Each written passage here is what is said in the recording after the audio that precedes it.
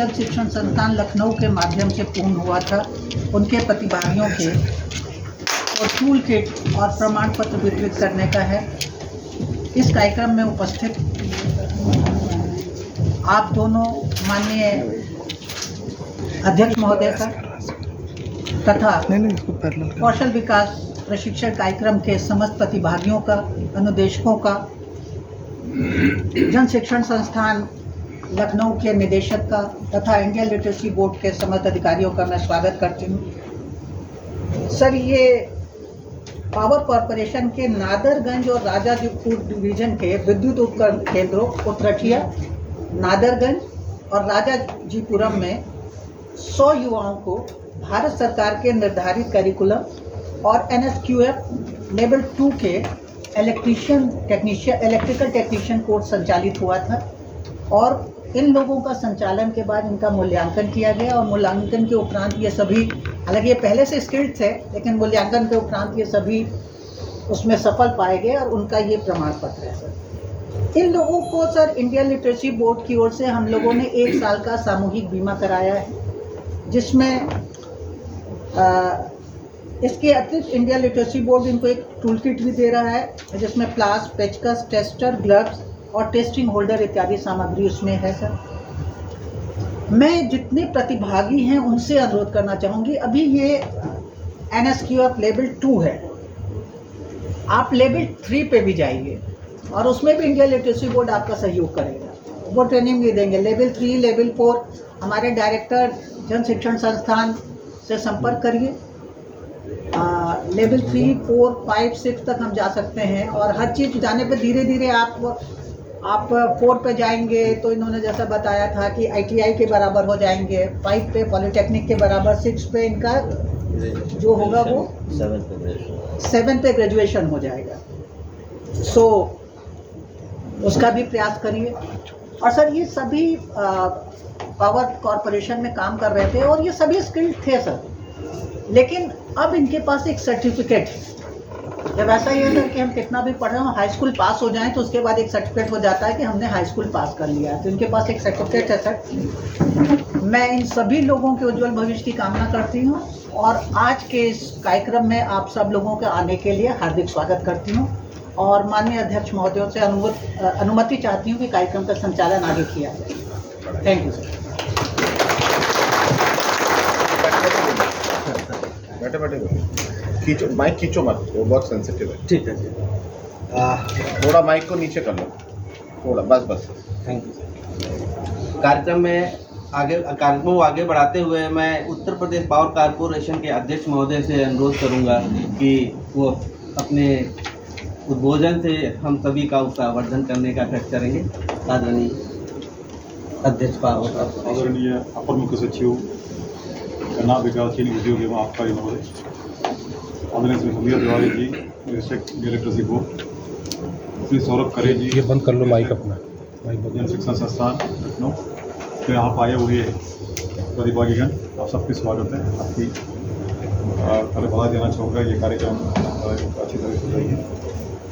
देखिए, Uttar Pradesh power corporation में जो है हमारे जो काम हैं, जो हमारे जो कोर स्टाफ हैं, इंजीनियर्स प्लस जी प्लस कुछ DG2 है, लाइनमैन है, इनके अलावा बाकी जो भी हमारा काम चल रहा है, चाहे आपके लाइन के मेंटेनेंस हो या सबस्टेशन की संचालन या उसके रखरखाव हो, ये इसके अलावा जो है हमारे बाकी कमर्शियल ऑपरेशन है, जैसे हमारी मीटर रीडिंग वगैरह करनी हो, ये सभी काम आउटसोर्स्ड है, ये सभी काम आउटसोर्स्ड हैं।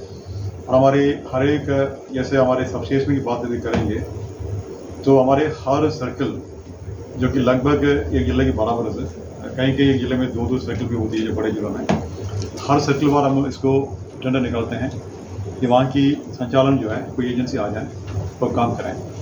इनके लिए जो एक तकनीकी अर्हताएँ रखी हुई हैं वो बहुत ही न्यूनतम है और कई बार ये होता है कि जो है ये ऐसे भी होंगे जिसमें हमारे जो साथी यहाँ पे आए हुए हैं, जिसकी ट्रेनिंग प्राप्त हुई है, जो संस्थाएं बढ़ती रहती हैं, हर साल नए टेंडर होती रहती है, लेकिन ये जो हमारे साथी हैं लगभग वही लोग रहते हैं।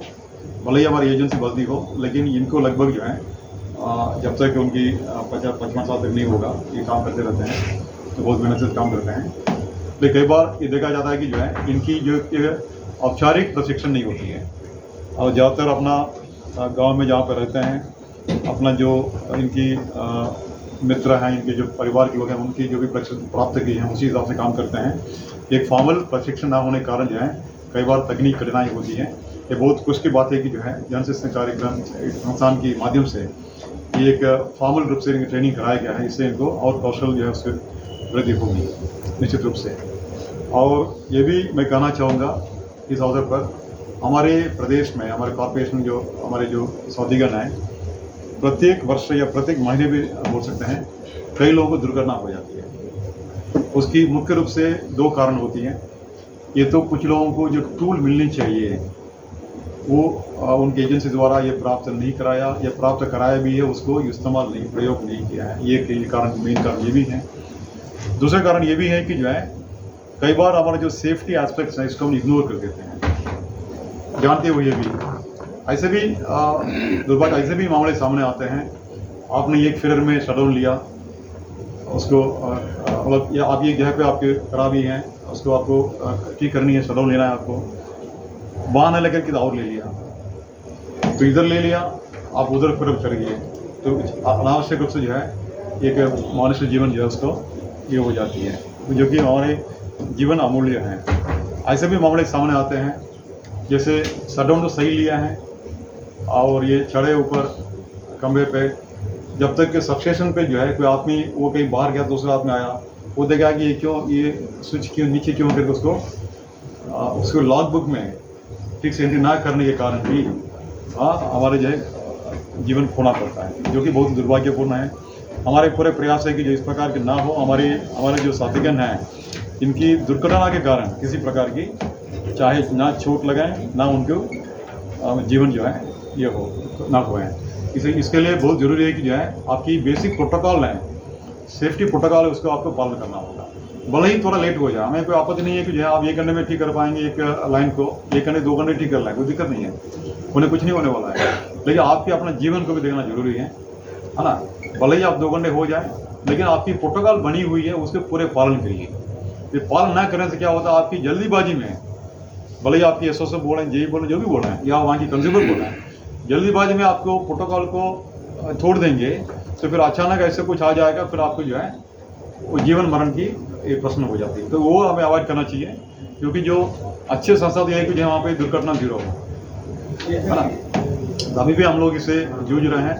ये तो हमारी कंज्यूमर की दुर्घटना अलग चीज़ है, ये अपने साथीगण की भी जो है दुर्घटना हो रही है, बहुत ही दुर्भाग्यपूर्ण है। मैं उम्मीद करता हूँ इस प्रकार की जो ट्रेनिंग जो है आपकी जो सोच में बदलाव आएगा, आपकी स्किल तो निश्चित रूप से वृद्धि हुई होगी, आपकी सोच में बदलाव आएगा। आगे जाकर जब आप फील्ड में काम करेंगे तो ये आपकी प्रोटोकॉल पूरे फॉलो करेंगे, और किसी प्रकार की दुर्घटना जहाँ पर आप काम कर रहे हैं वहाँ बिल्कुल दुर्घटना शून्य होगा, ये मेरी उम्मीद है, पूरे मेरे विश्वास है।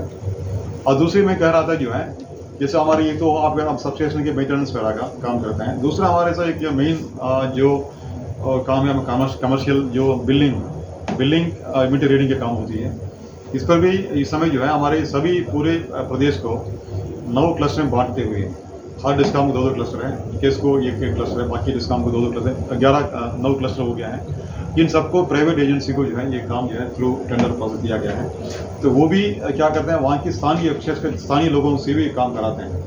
ये भी मैं अनुरोध करना चाहूँगा इस अवसर पर, यदि संभव इनको भी हम ट्रेनिंग करा सकते हैं, क्योंकि कई बार ऐसा होता है कि हमारे सामने ये भी बड़ी चुनौती है कि हमारे कंज्यूमर को बिल सही तरीके से मिला है। कई बार कंज्यूमर पे करना चाहते हैं, यदि वो बिल जो है सही मिले, समय से मिला है। मान लो आपकी 1 लाख की डोमेस्टिक कंज्यूमर आप हैं, आपको 1 लाख रुपया का बिल पकड़वा दिया जाए, तो निश्चित रूप से जो है आपकी नाराजगी तो होगी निगम के प्रति, प्लस आप पे भी नहीं करेंगे, फिर आपकी चक्कर काटनी पड़ती है हमारे दफ्तर की, हमारे सबस्टेशन की, हमारे ऑफिसर के पास। तो इनको भी जो है हमें ट्रेन करने की ज़रूरत है। कई बार ऐसे भी होते हैं इनके ये भी कम पढ़े लिखे होंगे, ये काम जो है लेस स्किल्ड है दैन ये वाला जो काम है, ये वाला काम ज़्यादा स्किल्ड है, वो थोड़ा लेस स्किल्ड है, फिर भी उस पर भी हमें और सेंसिटाइज करने की ज़रूरत है कि उनका एक रीडिंग को आगे पीछे करने से तो उनकी बिल में जो है कई असर पड़ता है कंज्यूमर को। कई बार आता है कि आपको अचानक 1 लाख बिल देंगे तो कई लोगों को जो है हार्ट बीट बढ़ जाएगा, तो ये भी जरूरी है कि जो है उनको भी हमें ट्रेन करनी है। हम हमारे एजेंसी हैं उनको बोल सकते हैं कि जो है आपके माध्यम से जो है उनके लोगों को ट्रेन कराया जाए। और हो सकता है उनको, क्योंकि वो पूरे प्रदेश में वो लोग काम कर रहे हैं, तो हो सकता है कि उनको सब यहाँ आने की जरूरत, यहाँ आने की दिक्कत होगी, तो जहाँ पर है वहाँ पर उनको ट्रेन करा सकते हैं।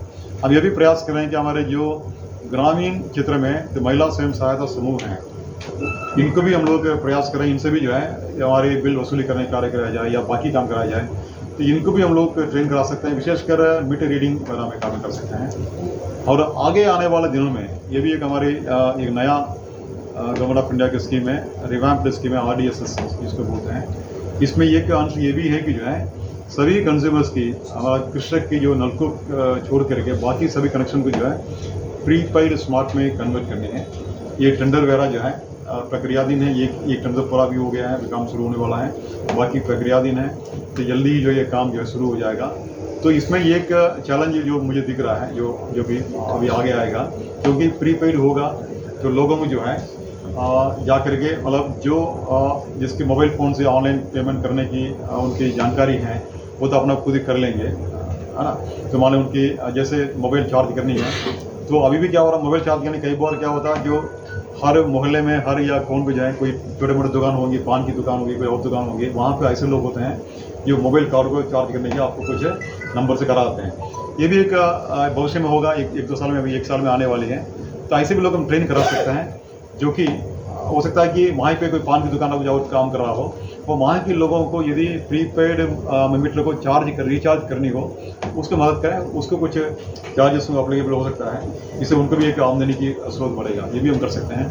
और ये भी हम प्रयास कर रहे हैं कि जो हमारे कंज्यूमर से जो है हमारे जो बिल के सापेक्ष जो है भुगतान समय से होते रहें। इसके लिए भी जो है जैसे हमने कहा था कि हमारे महिला समूह को भी इसे लगाया गया है। इसके अलावा जो हमारे गांव में और अर्बन क्षेत्र में भी जो सस्ते के लिए दुकान है, उनको भी हमने इसको एनरोल किया गया ताकि उनके माध्यम से भी हमारे बिल जमा होने की सुविधा वहाँ के लोगों को उपलब्ध रहें। इसी प्रकार की जो है प्राइवेट संस्था जैसे CSC हैं, उनको भी लगाया गया है। तो ये भी हो सकता है कि जो है कुछ लोग ट्रेन, ये भी हो सकता है कि जो CSC के अलावा बाकी CSC हर गाँव में हर कस्बे में नहीं होता है, तो गांव में ऐसे भी लोग ट्रेन करा सकते हैं। भले ही महिला समूह को, जिसको विद्युत सखी के नाम दिया गया है, उनको हो या किसी और को भी हो, उनको भी ट्रेन करा सकते हैं कि जो है वो हमारे बिजली बिल जमा करने की व्यवस्था करा सकते हैं। उनको हम लोग 0.5% उनको भी देते भी, यहाँ से कमीशन जो बिल जमा करते हैं, तो that also will be good source of income for them also, वो भी हम कर सकते हैं।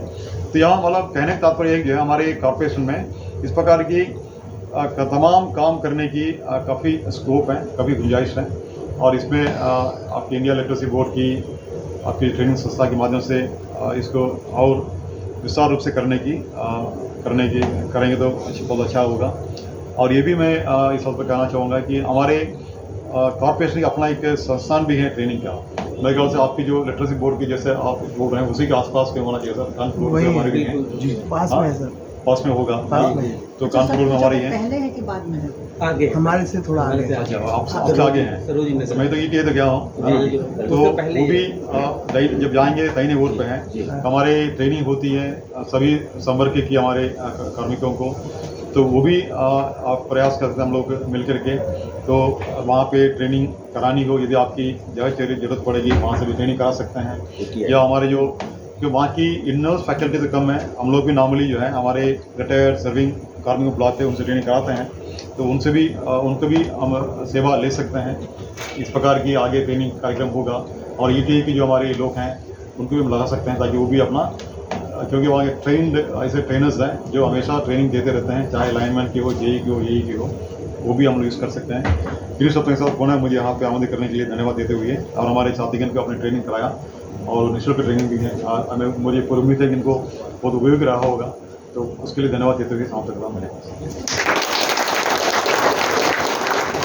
जी सर, अब मैं बड़े ही आदर सम्मान पूर्वक मैं अध्यक्ष इंडिया लिटरेसी बोर्ड से अनुरोध करूंगा कि वो सर हम लोगों को काफी वचन देंगे और उसका आवर्तन करेंगे। आदरणीय अध्यक्ष मेरे अति प्रिय साथी श्री M. देवराज जी, तो पिछले 3 दशकों से 2 दशकों से ज़्यादा से मेरे साथ सेवा में कार्यरत है।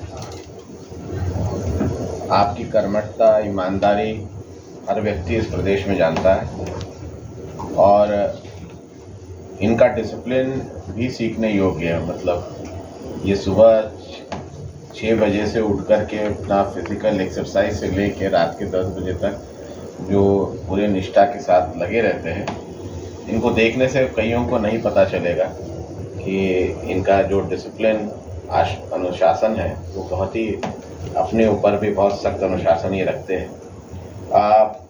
इंडियन लिटरेसी बोर्ड के हमारी निदेशक संध्या तिवारी जी, लखनऊ और कानपुर के हमारे डायरेक्टर साहिबान, इंडियन लिटरेसी बोर्ड के हमारे अन्य साथी अधिकारीगण और आज इस प्रशिक्षण सत्र में प्रमाण पत्र और टूल किट प्राप्त कर रहे हैं बिजली के ट्रेड से संबंधित मेरे सभी प्रशिक्षार्थी भाइयों।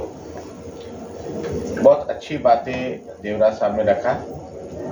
इस सत्र के पहले यूपीएसआरटीसी के जो मिस्त्री और कारागिर हैं उनके संबंध में भी आज एक कार्यक्रम हुआ जिसमें करीब 120 लोगों को प्रशिक्षित कर उनको भी प्रमाण पत्र और टूल किट बांटा गया है। मैं उनसे भी कह रहा था, वही बात मैं दोहराऊंगा, आप लोगों के लिए दोबारा होगा जो पहले सत्र में थे, कि जबकि मेरा विधि का मेरा विशेषज्ञता है और कॉमर्स वगैरह का विशेषज्ञता है, लेकिन बचपन से मेरे ग्रैंडफादर, मेरे जो दादाजी थे, वो थे तो डॉक्टर, लेकिन काफ़ी उनमें तकनीकी दक्षता थी और घर के सभी संयंत्र वो लगभग खुद ही अपना उसको अनुरक्षित करते थे और उनके पास पूरी एक अलमारी थी जिसमें सभी प्रकार के औजार और टूल किट्स उनके पास उपलब्ध थे। वही आदत मेरी है, वो तो घर पे रखा हुआ है, लेकिन मेरे यहाँ लखनऊ में भी पूरा टूल किट्स मेरे पास एक अपना है, बना हुआ है। और पहले भी बहुत सारी चीज़ें आता था, जैसे मैं बता रहा था हम लोग को कि पुरानी गाड़ियाँ जो होती थी एम्बेसडर और प्रीमियर पगनी इत्यादि और या मारुति वगैरह जो पहले आती थी, उनका अनुरक्षण और उसको देख सुधार लेना या छोटे मोटे कमी को दूर करना, मोटरसाइकिल्स जो उस ज़माने में आते थे उसको ठीक करना, ये सब कार्य हम लोगों ने बचपन में सीखा था। किसी भी कार्य करने में कोई शर्म नहीं होनी चाहिए, दक्षता हर मामले में हासिल होना चाहिए। बड़े बड़े डॉक्टर्स, इंजीनियर्स, लॉयर्स बहुत अच्छा खुद खाना भी बनाना जानते हैं, उनको नए नए व्यंजन बनाने में, एक्सपेरिमेंट करने में बड़ा शौक होता है। बहुत सारे मैंने वकील, बड़े सीनियर लॉयर्स और डॉक्टर्स को देखा जो बहुत अच्छी गार्डनिंग करते हैं और अन्य कोई शौक भी रखते हैं। ये इसलिए भी ज़रूरी है कि एक आपका मोनोटोनस लाइफ से अलग कुछ हट के करने के लिए, अपने मेंटल सेटअप को एक ब्रेक देने के लिए अच्छा होता है कि आप गार्डनिंग सीखें या कोई और चीज़ में भी दक्षता हासिल करें। तो ये बात आज सुबह के सत्र में भी हुई और इसमें हमें हर एक से सीखने का एक चाह रहनी चाहिए, चाहे हमसे छोटा मिस्त्री हो, बड़ा मिस्त्री हो, सहयोगी हो, कोई फोरमैन हो, कोई और व्यक्ति हो, जिससे भी हमें सीखने को मिले, हमें सीखना चाहिए। और मैं आप लोगों से भी कहूँगा कि आप लोग अपनी जो दक्षता है इसको, ये नहीं कि अब आपने एक प्रशिक्षण प्राप्त कर लिया, पहले अप्रशिक्षित थे, अब आपने फॉर्मल ट्रेनिंग प्राप्त किया, प्रैक्टिकल ट्रेनिंग प्राप्त किया, थ्योरेटिकल ट्रेनिंग प्राप्त किया, क्लासरूम ट्रेनिंग प्राप्त किया, तो अब आप पूर्णतः दक्ष हो गए। नहीं, ये आपका हुनर और आपकी कौशल जो है इसमें उत्तरोत्तर वृद्धि होनी है, नए नए चीज़ें सीखनी है, नए नए काम सीखना है। टेक्नोलॉजी बहुत बदल गया है।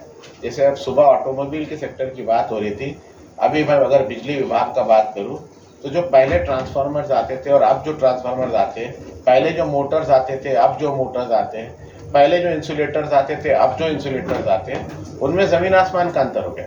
पहले जो लाइन ट्रांसमिशन लाइन्स होती थी, पहले ज़्यादा से 11,000 की होती, अब 25,000, 33,000 बहुत हाई टेंशन लाइंस का हो गया। ये अभी से नहीं हुआ, 10, 15, 20 साल से हुआ। तो आज से 40 साल पहले जो लाइंस का और बिजली विभाग का काम था और अब में बहुत ज़मीन आसमान का अंतर हो गया। हमारे सबस्टेशन पूरे मॉडर्न हो गए, पूरे कंप्यूटरीकृत हो गए।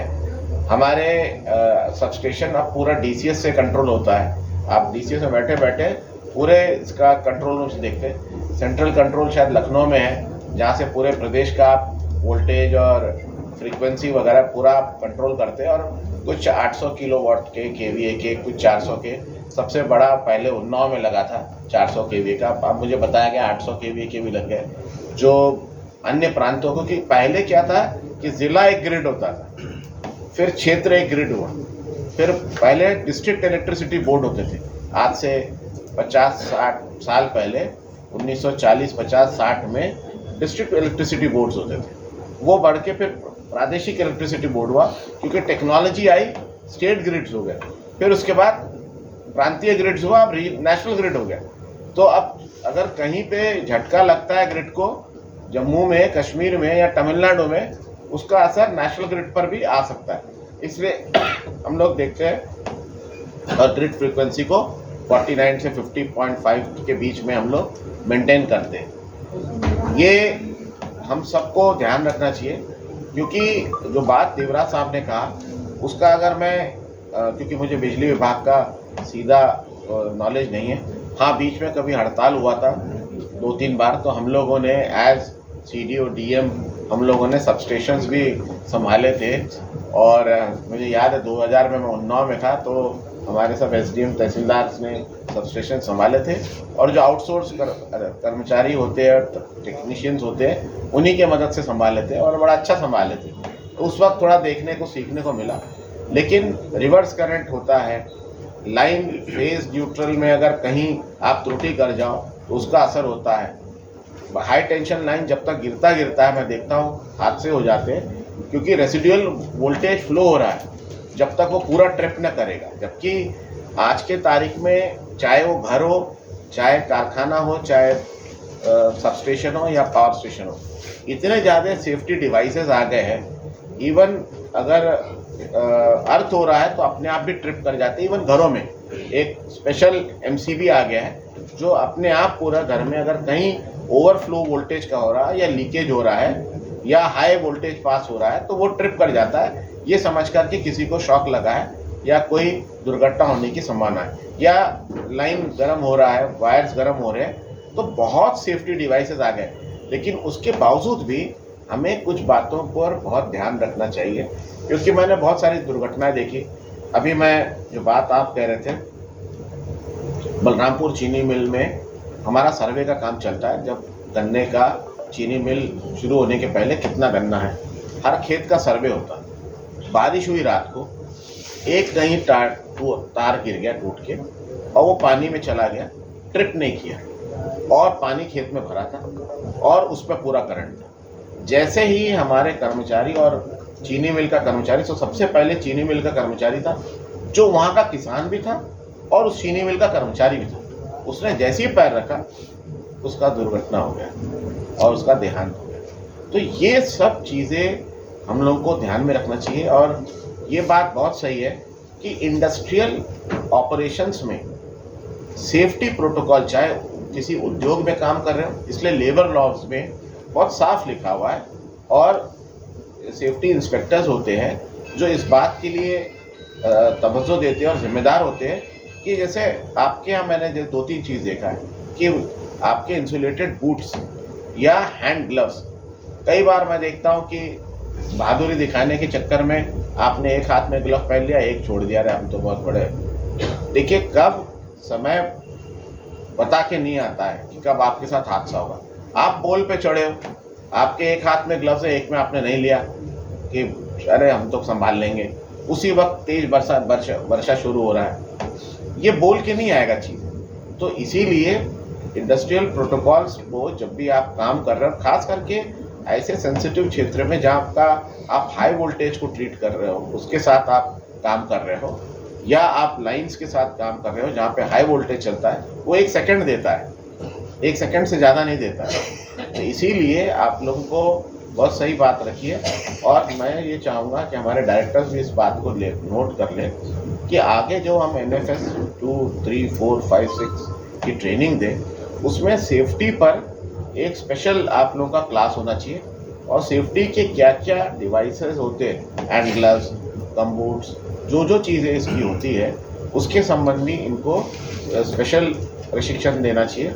और एक अच्छी बात मुझे नहीं मालूम था जो आज देवदास साहब ने कहा कि आपका भी एक ट्रेनिंग इंस्टीट्यूट है आपके पास है, तो मैं चाहूँगा संध्या जी आप और दोनों डायरेक्टर्स को लेके और अपनी टीम को लेके वहाँ पे जो भी डायरेक्टर साहब हैं उनका नंबर हम देवदास साहब से लेके आपको देते हैं। हम लोग उनके साथ भी एक बैठक कर लें। फैकल्टी उनके पास भी है, फैकल्टी हमारे पास भी है, हम भी उन्हीं के बिजली विभाग के रिटायर्ड ऑफिसर्स इंजीनियर्स को लेके उनसे सिखाते हैं और इन्हीं के सबस्टेशंस पे सिखाते हैं। वहाँ पर और कोई ऐसी फैकल्टी हो तो एक क्लास एक सेशन हम लोग जरूर सेफ्टी के एस्पेक्ट पे, और ये मैं कहूँगा कि यूपीएसआरटीसी में भी, क्योंकि मैं आज जैसे देख रहा था कि कुछ बच्चे बहुत लूज ड्रेस पहन के आए, कुर्ता पैजामा पहन के अगर आप मशीन के साथ काम करोगे कब फैन बेल्ट या पुली उसको आपको खींच लेगी, आपका कपड़ा खींच लेगा, या कोई आपका गियर चल रहा है और उसके पास आप घूम रहे, जैसे चीनी मिल में वहाँ पे बड़े बड़े गियर चलते हैं, अगर आप एक बार चपेटे में आ गए, जब तक वो कोई दौड़ के जाके, जबकि वहाँ जगह जगह पे स्विच होता है मिल को बंद करने का, लेकिन जब तक वो बंद करेगा जो उसका मोशन का एक वो रहेगा रुकते रुकते, तब तक आपका कचूमर निकल जाएगा। तो इसीलिए हमको इस बात पे बहुत ध्यान रखना चाहिए। और मैं आपसे अनुरोध करूँगा कि ये मत मानना कि अब मैं सबसे बड़ा मिस्त्री हो गया, मुझे कोई नहीं सिखा सकता। जिस दिन आपके दिमाग में ये भ्रम उत्पन्न हो गया तो आपका बौद्धिक रूप से पतन वहीं से शुरू हो जाएगा, आपका कौशल विकास वहीं रुक जाएगा। आप अपने कौशल विकास को, अपने हुनर को, अपनी दक्षता को लगातार बढ़ाते रहिए। और अब आप इंडिया लिटरेसी बोर्ड और हमारे जन शिक्षण केंद्र के पार्ट हो, बिजली विभाग के तो आप सदस्य हो ही हो और इस परिवार के भी हो। जब भी आपको इसके कोर्स 2, 3, 4, 5, 6 NFS के आगे के कोर्सेज में आपको पार्टिसिपेट करना है तो आप ज़रूर बताइए, तो आपको उन कोर्सेज में भी पार्टिसिपेट कराया जाएगा, जिससे आपकी दक्षता बढ़ेगी और आपके आय और आपका जो भी मानदेय, आपको श्रम का पैसा मिलता है, वो आपको पारिश्रमिक में आपकी बढ़ोतरी होगी। तो आप लगातार इसको करते रहिए। मैंने एक चीज़ देखा जो बहुत लोग देखते नहीं, आजकल के बिल्डर्स में हर दफ्तर में पिछले 30 साल से जहाँ भी जाता हूँ मैं उसको ठीक कराता हूँ। मैंने अरुण को ही बोला था कि रिवर्स करंट चेक कर लेना। हम लोग आजकल, पहले अर्थिंग का बड़ा अच्छा सिस्टम होता था हर जगह, आजकल मैंने देखा कि कॉन्ट्रैक्टर्स अर्थिंग में शॉर्टकट मारते हैं, जो या तो जाली वाला अर्थिंग या बार वाला, कॉपर बार वाला, नमक बालू कोयला के साथ जो करते हैं डेप्थ, और डेप्थ उतना होना चाहिए जहाँ पर मॉइस्चर उसको मिलता रहे। अगर मॉइस्चर नहीं मिल रहा है, ड्राई हो जाएगा, तो आपकी अर्थिंग इनइफेक्टिव हो जाएगी, या तो बंद हो जाएगा अर्थिंग लेना या इनइफेक्टिव हो जाएगा। तो मॉइस्चर लेवल तक जाके, और अगर बहुत रेगिस्तान टाइप का है, पश्चिमी उत्तर प्रदेश है जहाँ बहुत गर्म पड़ता है, बुंदेलखंड है, तो फिर आपको गर्मियों में उसमें अर्थिंग में एक लोटा पानी डालना एक अनिवार्य रूप से एक एक्सरसाइज होना चाहिए कि हर दिन आप उस बिल्डिंग के अर्थिंग में आप डालें।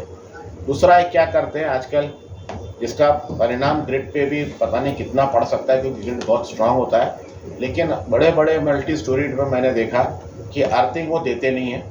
3 फेज में भी 15 एम्पियर में भी अर्थिंग को वो जो डब्बा होता है स्टील का या लोहे का, उसी पे जड़ देते हैं, वहीं से निकालते हैं अर्थिंग का। जो 3 फेज में एक फेज होता है, न्यूट्रल होता है, एक अर्थ होता है, अर्थ का तार निकाले और वहीं पे उसको डब्बे में भेज दें, वो बहुत इनइफेक्टिव और बहुत गलत तरीका है।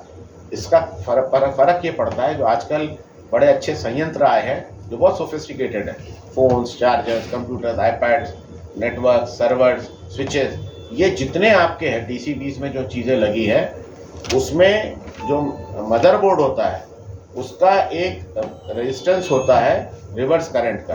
अगर आपका अर्थिंग पुअर होगा और 3 वोल्ट से ज़्यादा अगर आएगा तो आपका मदरबोर्ड फूकने के चांसेस बहुत होते हैं। उसका एक बार बहुत सिंपल उदाहरण बताओ, कई बार अगर आप कंप्यूटर के ढक्कन पे हाथ रखोगे तो आपके हाथ में झंझनाहट आएगी। अगर आपको कोई भी संयंत्र, इस्त्री, मिक्सी, कोई भी संयंत्र अगर आपको झंझनाहट दे रहा है हाथ में हल्का हल्का, तो इसका मतलब वो रिवर्स करंट उसमें आ रहा है, उसका अर्थिंग 0 है या इनइफेक्टिव है। तो ये बहुत सारी बारीक बारीक बातें भी होती है, जिसका पूरे सिस्टम पे जब एग्रीगेट लेवल पे आपका ख़राब होने लगेगा सिस्टम, तो उसका एग्रीगेट पे वो बहुत ज़्यादा फर्क पड़ता है। और कई बार लोग बोलते साहब हमारे यहाँ बिल्डिंग में बार बार ये फूकता है, ये होता है, चीज़ें फूकती है, बिगड़ती है। उसका कारण ये होता है कि कहीं ना कहीं हमारा जो नेटवर्किंग है फेस न्यूट्रल अर्थिंग का, वो प्रॉपरली सिंक्रोनाइज नहीं है। तो मैं चाहूँगा कि इन सब बारीक बातों पर और सेफ्टी के बातों पर इनको जरूर अवश्य इनको एक प्रशिक्षण में एक सत्र उस पर भी जो दिया जाए, ध्यान दिया जाए, और जो आपके सेफ्टी ऑफिसर हैं उनको बुला करके एक लेक्चर उसका कराया जाए। दूसरा एक और भी उसमें कराया जाए, कई बार फायर स्टेशन में ट्रांसफार्मर या स्विचेस में खास करके गर्मियों में हीट से आग पकड़ लेता है, तो वो पानी से नहीं बुझाया जा सकता। उसका फायर में ABCD 4 टाइप के फायर एक्सटिंग्विशर्स होते हैं। आप लोगों का जो होता है वो कैल्शियम कार्बोनेट का पाउडर होता है, जिससे नहीं तो अगर आप कोई जाके पानी डालने लग जाएगा तो और भपकेगा और उसको भी करंट लग सकता है, क्योंकि वो लाइव है अभी। तो कैल्शियम कार्बोनेट का पाउडर या फोम का जो होता है उसको कैसे प्रयोग किया जाए, वो फायर ऑफिसर आके उनसे एक क्लास करा दीजिए।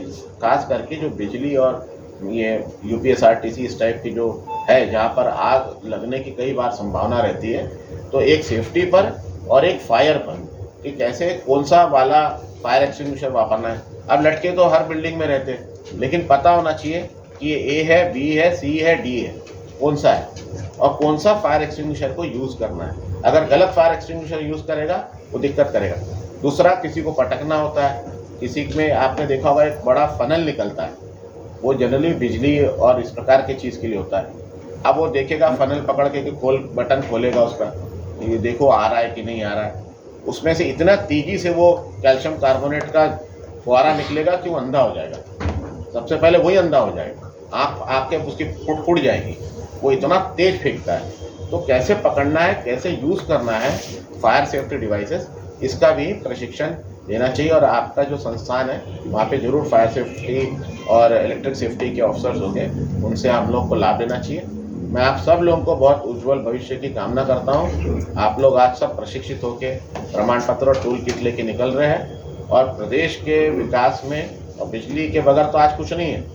आप एक वक्त खाने के बगैर रह सकते हो, एक दिन आप अपने पत्नी या पति के बगैर रह सकते हो, लेकिन बिजली और सेलफोन के बगैर कोई नहीं रह सकता।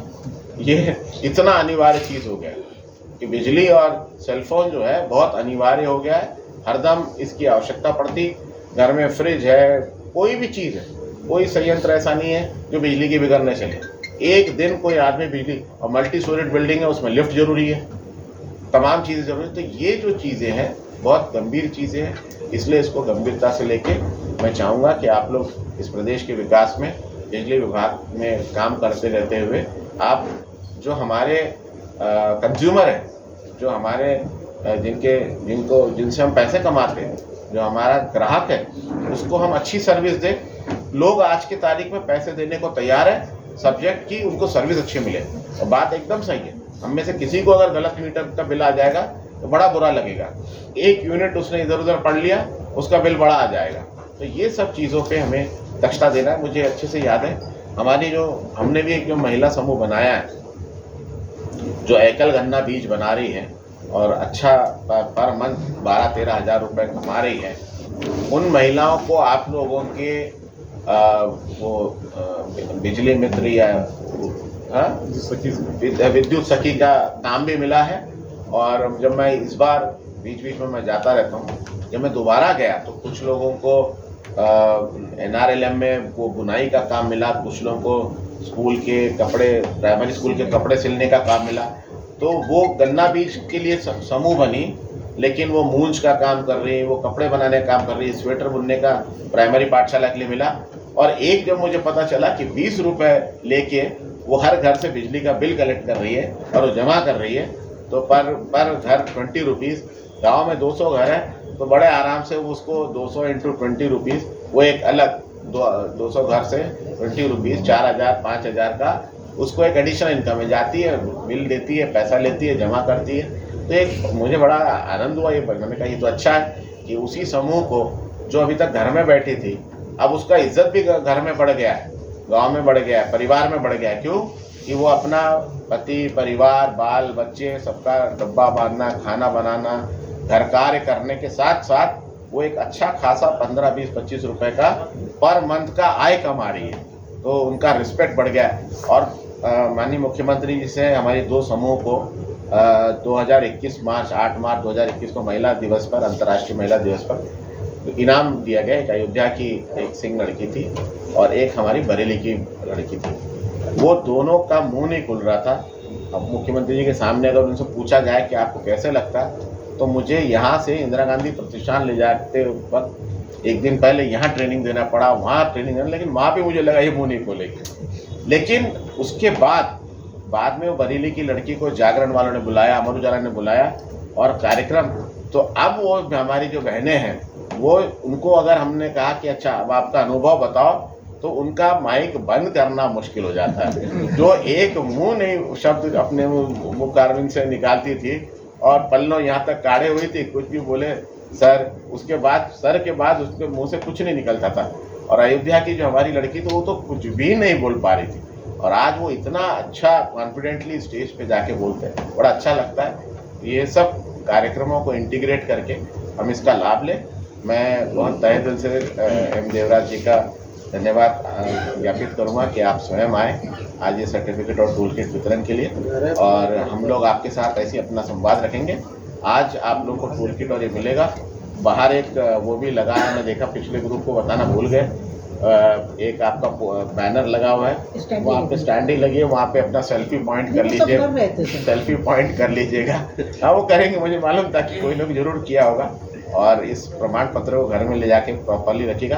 कृपया करके प्रमाण पत्र को लैमिनेट मत कराइएगा, क्योंकि लैमिनेशन से प्रमाण पत्र खराब होता है।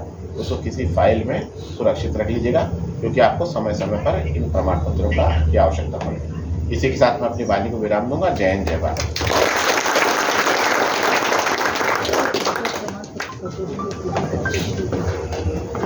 धन्यवाद सर। अब मैं निदेशक जन शिक्षण संस्थान से अनुरोध करूंगा कि माननीय अध्यक्ष महोदय से और कॉर्पोरेशन के अध्यक्ष महोदय से प्रतिभागियों को प्रमाण पत्र वितरण कराने का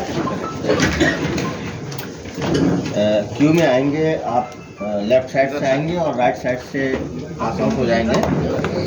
बाकी लोग बैठे। नादरगंज से श्री ओंकार यादव, ओंकार यादव, ओंकार यादव, ओंकार यादव, ओंकार यादव,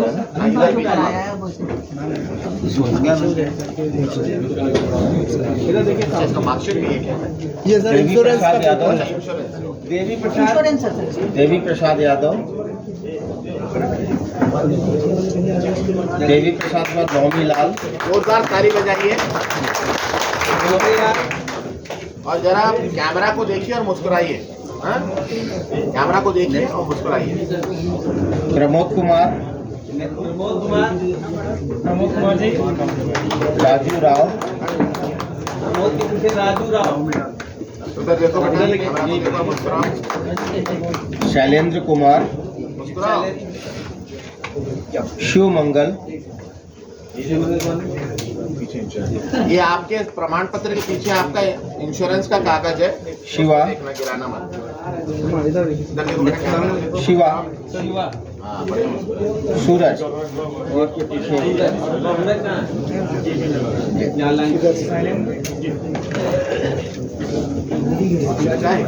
क्लैपिंग नहीं रुकनी चाहिए, ताली ना।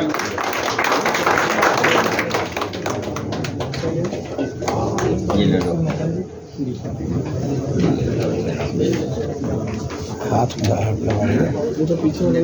इसके बाद नादरगंज से ही तैयार रहेंगे। नादरगंज का अगला बैच है मुस्कुराओ बेटा, कैमरा को देखो। आलोक राजपूत, आलोक।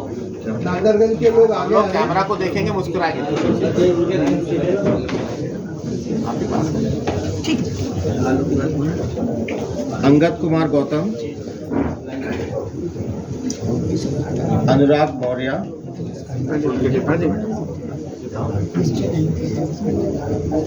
चंद्रशेखर,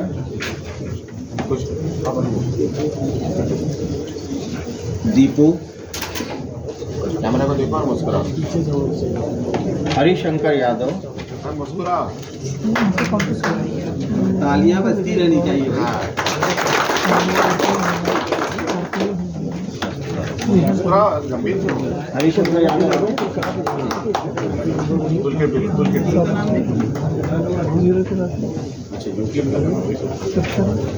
हरिशंकर से जयप्रकाश आ जाएंगे।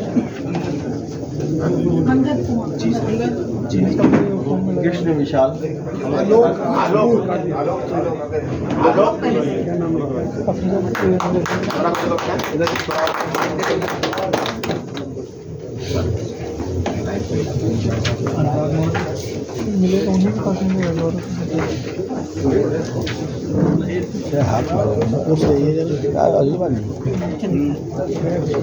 एक एक लोग को पीछे से हाथ ना आप बोलो अच्छा हाथ है। एक बार एक को फूल भी दे दिया खोल के देखिए। हाँ थोड़ा कृष्ण विशाल आगे लाइन कृष्ण विशाल के पीछे आ जाए महेश कुमार, नीरज कुमार, प्रेम प्रकाश यादव, राम मेरा उन्हीं के पीछे रहते हैं। कैमरा को संदीप कुमार, सुखदेव संदीप कुमार के साथ, सुरेंद्र कुमार मौर्य और वीरेंद्र कुमार सुरेंद्र के पीछे, थोड़ा रास्ते से उनको लाइन आगे विपिन सुरेंद्र जी के पीछे हो जाइए हरिशंकर यादव और वीरेंद्र विपिन के पीछे हो जाए। कैमरा को देखो, मुस्कुरा।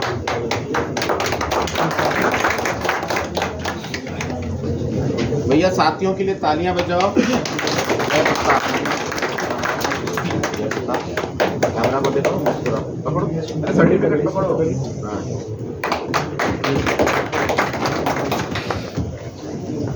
कृष्ण विशाल,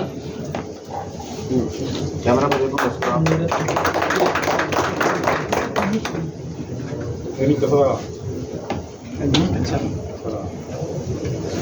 महेश कुमार,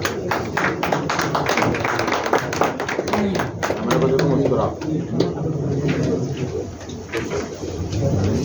नीरज कुमार, सब लाइन से खड़े हैं। कैमरा को देखो, मुस्कुरा। ताली बजाओ।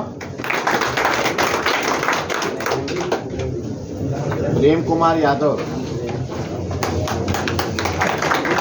कैमरा को देखो, मुस्कुरा।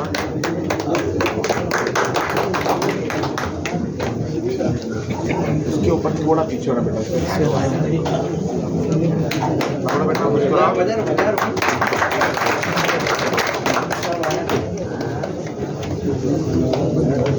संदीप कुमार, थोड़ा बेटा, कैमरा को देखो।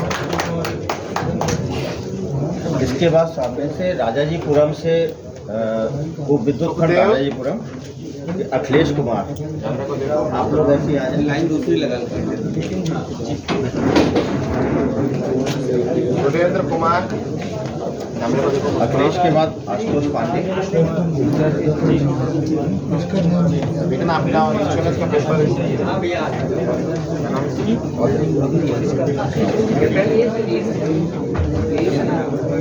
कैमरा को देखो। मोहन यादव,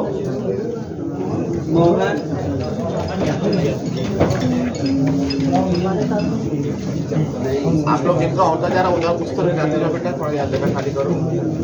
ये वीरेंद्र कुमार, अखिलेश कुमार आगे, थोड़ा आशुतोष पांडे, थोड़ा ब्रिजेश कुमार गौड़, मोहन यादव, कैमरा को देखो, मुस्कुराओ। ब्रिजेश शंकर गौड़, अखिलेश कुमार, जयप्रकाश, मुस्कुराओ। इसी सीक्वेंस में लाइन लगाएंगे। लोकेश कुमार तिवारी, आशुतोष पांडे, अच्छा अच्छा, मदन चंद्र, राजेश शेखर गौड़, राजेश शेखर गौड़, कैमरा को देखो, मुस्कुराओ। इसके बाद मनोज कुमार,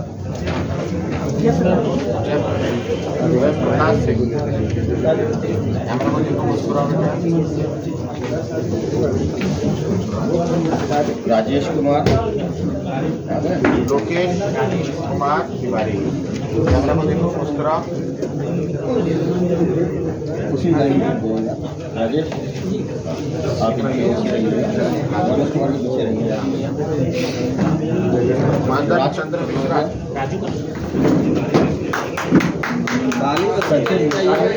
इसको बजाते ही रहो, कम से कम एक आदमी को बजाओ।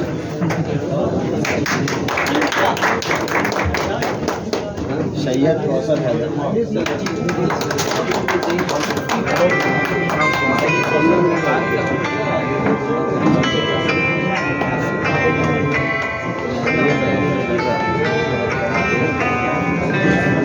सतीश कुमार रावत,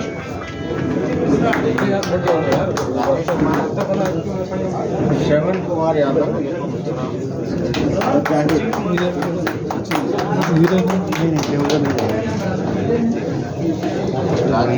राजू,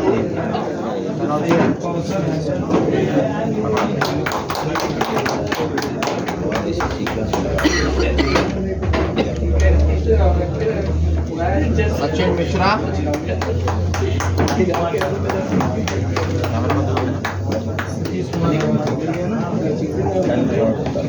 अरबाज अली, सैयद कौसर हैदर हुसैन,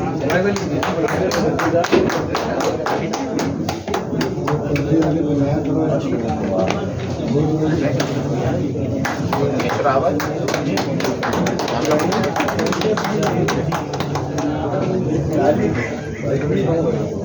बाकी लोग आराम से बैठ जाएं, सभी लोग तालियां बजाएं, दूसरे का संबोधन करें।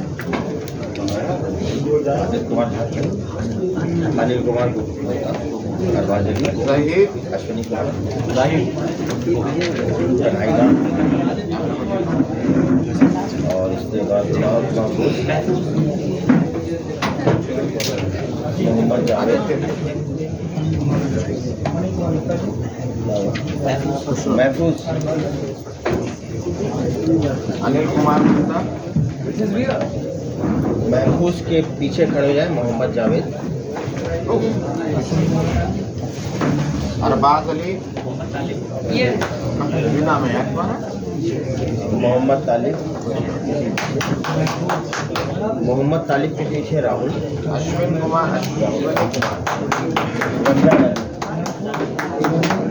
रमजान अली के पीछे रवि कुमार आ जाए, रवि कुमार,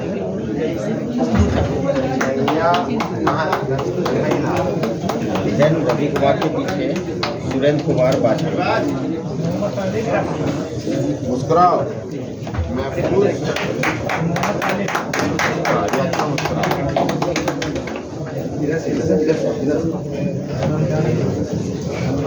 मोहम्मद जावेद,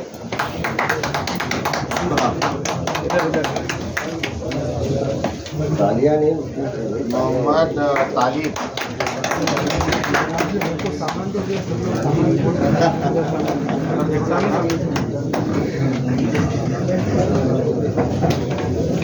रमजान अली,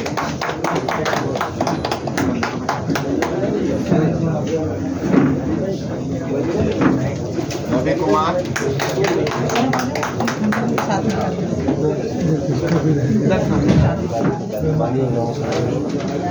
सर हम और सौरभ दोनों आ जाते हैं, इसलिए मैं ये लास्ट आदमी है। आप लोग आ जाओ। नहीं, आप आगे सर, हम लोग फ्रेंड हैं। आगे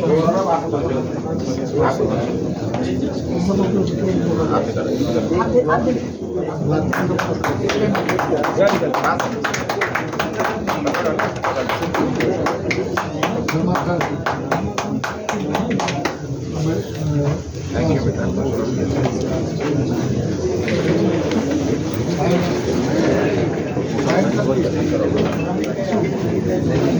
आप लोगों को प्रमाण पत्र के साथ इंश्योरेंस मिला है। अगर कोई हल्का फुल्का हो तो 1 लाख रुपए और यानी तो गंभीर हो तो 2 लाख रुपए का, तो उसको आप देख लीजिए किसी का कहीं गिर ना गया हो कमरे में। आपके प्रमाण पत्र के साथ यूक्लिप में लगा हुआ है, देख लीजिएगा। ठीक है। नहीं तो ये हमारे इंडियन लिटरेसी बोर्ड में इसमें कोई दिक्कत नहीं है, 31/3/12 तक के लिए है पूरे साल में। कार्यक्रम के अंत में मैं निदेशक जन शिक्षण संस्थान श्री खरे जी से अनुरोध करूंगा कि अतिथियों को धन्यवाद ज्ञापित करने का माननीय अध्यक्ष महोदय विद्या लिटरेसी बोर्ड एवं जन शिक्षण संस्थान, माननीय अध्यक्ष महोदय Uttar Pradesh power corporation limited, आप लोगों के द्वारा और आप के मार्गदर्शन में, आपके आशीर्वाद से आज ये जो सर्टिफिकेट डिस्ट्रीब्यूशन हुआ है, ये वास्तव में पूरी भारत सरकार के विभिन्न विभागों में बहुत ही आने वाले समय में एक मार्गदर्शन के रूप में आगे बढ़ेगा, क्योंकि ये पहला पूरे भारत देश में पहला ऐसा प्रयास है कि ministry of skill development and entrepreneurship के साथ स्टेट गवर्नमेंट के कुछ विभागों के कोलैबोरेशन से इंडिया लिटरेसी बोर्ड, जो हमारी पेरेंट ऑर्गेनाइजेशन है, इनके माध्यम से इस जन शिक्षण संस्थान योजना का के अंतर्गत इलेक्ट्रिकल टेक्नीशियन का कोर्स चलाया गया है। और इस चीज़ को माननीय श्री अतुल सर को भी परसों हम लोगों ने, सर जब दिल्ली में गया था तो उनको भी टिकट किया, और सूरज जी जो रिटायर हुए उनको भी, तो काफ़ी अच्छा लगा उनको। और ये जो NSQF लेवल 2 है सर, जब ये NSQF लेवल 3 करेंगे तो उसमें इम्पोर्टेंट ये रहेगा कि NSQF लेवल 2 इसकी बेसिक क्वालिफिकेशन मांगेंगे। देन NSQF लेवल जब 4 पे जाएंगे तो NSQF लेवल 3 तो बेसिक क्वालिफिकेशन रहेगी, अथवा वो ITI किया हो तभी उसको NSQF लेवल 4 का सर्टिफिकेट मिलेगा। NSQF लेवल 5 में जब जाएंगे तो NSQF लेवल 4 का स्किल डेवलपमेंट का सर्टिफिकेट उनकी बेसिक क्वालिफिकेशन रहेगी, अथवा उनका या तो पॉलिटेक्निक हो या ITI के साथ 2 साल का अनुभव हो, तब वो NSQF लेवल का 5 का हो जाएगा। तो ये बड़ी अच्छी बात है कि आप इन लोगों के पास 5-6 साल का अनुभव भी है, और आने वाले समय में NSQF लेवल 3 और 4 पे जब ये पहुँचते हैं तो ये उन पदों पे भी जा सकते हैं जिन पदों पे आज हमारे JEEs हैं, हमारे SDOs हैं। और सर मैं सबसे बड़ा उनको भी थैंक्स कहता हूँ। जब मैं नादरगंज सब स्टेशन में सबसे पहले गया, और वहाँ पे जब मैं गया तो वहाँ हमारे बड़े पुराने मित्र मिले सर, जो उस समय SDOs के चार्ज में थे, मिस्टर यादव जी। उन्होंने जिस समय मैं IIT इलाहाबाद से इंजीनियरिंग कर रहा था, उस समय वो पॉलिटेक्निक हरियाणा से कर रहे थे, और हम लोग की सर एक ड्यूटी लगी थी धनुपुर सब स्टेशन में। उस समय हड़ताल हुई थी 1999 में, पूरे सब स्टेशन को हम लोगों ने चलाया था। तो उन्होंने फिर ATI से परिचय कराया। ATI से मिस्टर भीमसेन जी हैं, ये ट्रेनर ATI के ही हैं, रिटायर्ड SDO भी हैं। फिर इनसे हम लोग का परिचय हुआ। इस तरह से करते एक एक सीढ़ी, जैसे लेवल 1, 2, 3 होता है, तो वैसे ही हम लोग भी उसी लेवल्स पे जाते गए। और राजाजीपुरम और नादरगंज सब स्टेशन से हम लोगों ने शुरुआत करी। जब उतरटिया उपकेंद्र के कुछ कार्मिकों को पता लगा कि नहीं ऐसा हो रहा है, तो उन्होंने कहा भाई हमारे साथ भेदभाव आप क्यों कर रहे हैं, हमारे यहाँ भी करिए। तो मैडम खुद उद्घाटन करने गई उस ट्रेनिंग का। मैं उन सभी को भी अपरोक्ष रूप से धन्यवाद देता हूँ सर, जिन्होंने हर पद पे हम लोग का साथ दिया, और आज हम लोग इस महत्वपूर्ण कार्य को कर सके हैं। और इसकी सर इजाज़त होगी तो हम लोग इसकी बुकलेट भी तैयार करके मिनिस्ट्री को ये देंगे। धन्यवाद sir. Thank you very much. आप सभी लोगों को बहुत बहुत बधाई। सभी प्रशिक्षार्थियों के लिए एक बार जोरदार ताली हम सब बजाएंगे। बहुत बहुत धन्यवाद। आप अपना सेल्फी खींचिए और फिर अपना सर्टिफिकेट लेके घर प्रस्थान करें। Thank you.